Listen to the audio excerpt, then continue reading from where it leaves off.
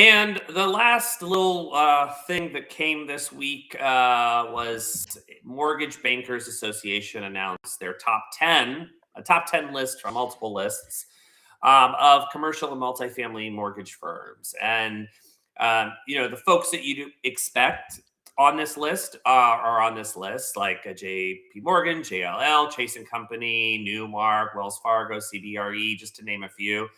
Um, One of the things that's interesting about it is that the leadership behind all of this capital has come from multiple kinds of origination. So it's not just one particular kind of fund; it's a variety of funds, pretty evenly dispersed across all the different companies.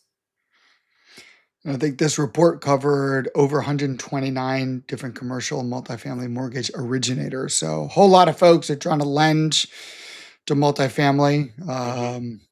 So I would imagine due to all the issues in build to rent from this bill coming in here, that a lot of shift to be coming into multifamily. So should affect multifamily in a positive way in terms of lending. So So if you hopefully, want to dig into that, check out the Mortgage Banker Association, the MBA. They just recently posted it. You can dig into the whole list and kind of see who's who, see where people rank, see who you want to be working with if you're not already.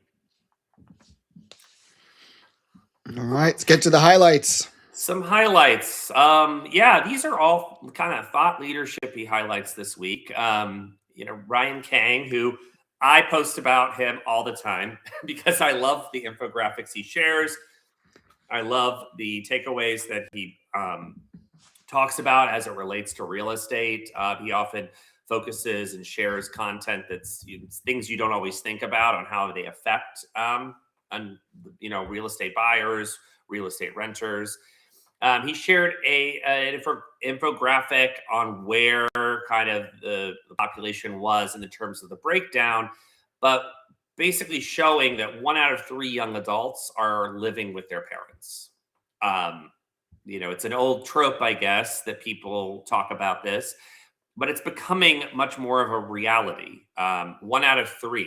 So that's a third of the population of potential renters or potential home buyers, mortgage holders. Those people are not engaged in that part of the economy. And there's lots of reasons down some of them. I mean, but it's kind of, common sense of, housing is not affordable, right? Yeah. Yeah, Yeah. makes sense to me. All right. Michael Campbell, MC, has MC, been yeah. talking. MC's been talking about the new math in construction, how what we were doing before doesn't really work that well anymore. Right. Yeah. If you're approaching financing for new construction, you can't finance.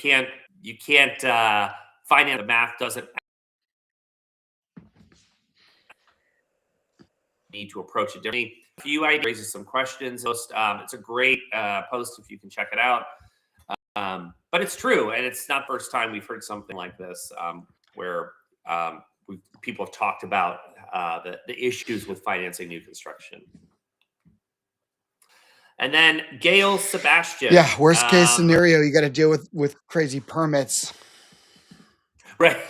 Yeah. Permitting process, Yeah. Justin. Yeah. It's Very it's true. it's horrific. Yeah. All right, Gail Yeah. Sebastian Um, talking about. Now, Gail, yes, amenities. Yep. So Gail was talking about how back in the day, having lots of amenities was kind of like the way to win. But that's changed, Justin. What wins? What's the winner now? Well, right. She's saying that it's not more amenities, but it's better. Better is greater than more, if you will. So is really what folks are focusing on in these new construction or in some of the value adds. It's not trying to get a fitness center in or a running track in if you live next to a great bike path or something. Figuring out what amenities are going to matter. And how you can target them and make them better, so it's a better experience, better quality. I love it. And then Seth Springman, still talking about amenities, right? Amenities are hot topic as always. Yeah. Uh, what is he Yeah. talking about? Yeah, all like experience sharing and giving his thoughts around a multifamily housing news article that highlighted a property in Arizona that had a go explore mentality for one of their amenities, meaning get outside of the community and do stuff. In this particular community, they had a lending uh, library or trading post, I think they called it, where you could go in, reserve a kayak, reserve, hiking equipment, reserve volleyball equipment.